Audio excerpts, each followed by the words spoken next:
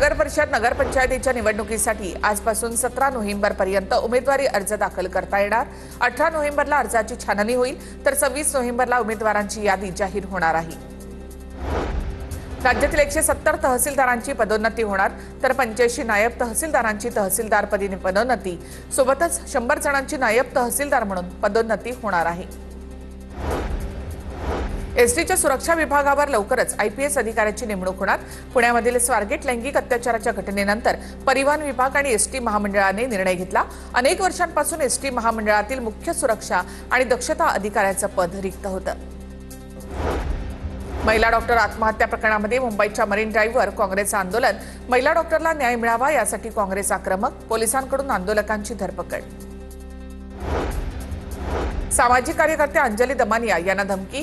अमेरिकेमध्ये असताना मला धमकीची खात्रीलायक सूत्रांकडून माहिती मिळाली होती, दमानिया यांची माहिती। नाशिकच्या मालेगावमध्ये मंत्री दादा भुसेंच्या उपस्थितीमध्ये कामगार मेळावा संपन्न। 2022 मधील वंचित असलेल्या कांदा उत्पादक शेतकऱ्यांना नुकसानीचे सानुग्रह अनुदान 4,26,00,000चा धनादेश सुपूर्द।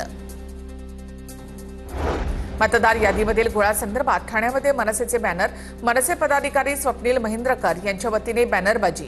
निवडणूक आयोगाची डोळ्यावर पट्टी, बॅनरवर आशय। अहिल्यानगरच्या चौंडीमध्ये या राजकीय पक्षाची नवी सुरुवात। यशवंत सेना या सामाजिक संघटनेचे राजकीय पक्षामध्ये रूपांतर। धनगर आरक्षण आणि धनगर समाजाच्या विविध प्रश्नांवर यशवंत सेनेने लढा दिला आहे। नाशिकच्या मालेगावमध्ये ठाकरेंच्या शिवसेनेचे उपनेते अद्वै हिरेंना धक्का।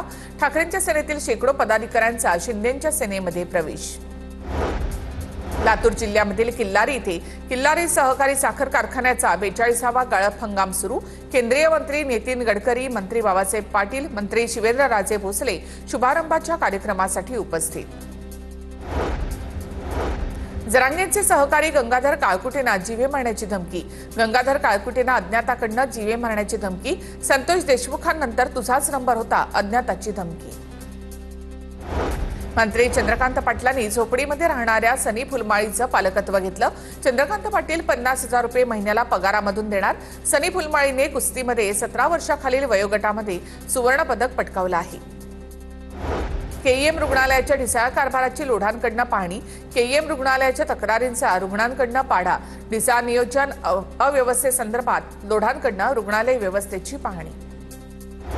वसई विरार शहर महानगरपालिकेच्या 29 प्रभागांचे आरक्षण सोडत उद्या जाहीर होणार। प्रभागातील 12 लाख मतदारांच्या हाती 115 नगरसेवकांचं भवितव्य। बुलढाण्यामधील नांदुऱ्याच्या तिरुपती नगरवासियांचा नगरपालिका निवडणुकीवर बहिष्कार। नागरी सुविधा मिळत नसल्यामुळे महिला वर्ग आक्रमक। वैभव खेडेकर यांचा सोशल मीडियावरील स्टेटस पुन्हा चर्चेत। नुकतेच भाजपवासी झालेल्या खेडेकरांचा नगराध्यक्ष पदावर दावा। खेडेकरांची पत्नी वैभवी खेडेकर यांचे भावी नगराध्यक्ष म्हणून स्टेटस देखील व्हायरल।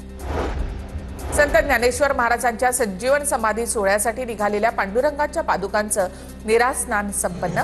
निरास्नान सोहळ्यासाठी मोठ्या संख्येने भाविकांची उपस्थिती। मागील काही वर्षापासून पांडुरंगाच्या पादुका आळंदीमध्ये जात आहेत। कोल्हापूरमध्ये काढली कचऱ्याची प्रतिकात्मक अंत्ययात्रा। कोल्हापूरमध्ये रंकाळा तलाव चौपाटीवर कचऱ्याचे ढीग। महापालिकेनं कचरा न उचलल्यामुळे कोल्हापूरकरांकडून निषेध व्यक्त। परराज्यातील मुलांना एमबीबीएसला प्रवेश घेण्याची मुभा द्या। पालघरमधील Vedant institute of medical science कॉलेजची उच्च न्यायालयामध्ये धाव। खाजगी वैद्यकीय कॉलेजकडून जागा रिक्त राहत असल्याचा दावा। नागपूर विभागातील महसूल सेवेतील 22 मंडल अधिकाऱ्यांना नायब तहसीलदारपदी बढती। महसूल मंत्री बावनकुळेंच्या भूमिकेनंतर प्रक्रियेला वेग। पदोन्नतीसाठी निवडणूक आयोगाची मान्यता।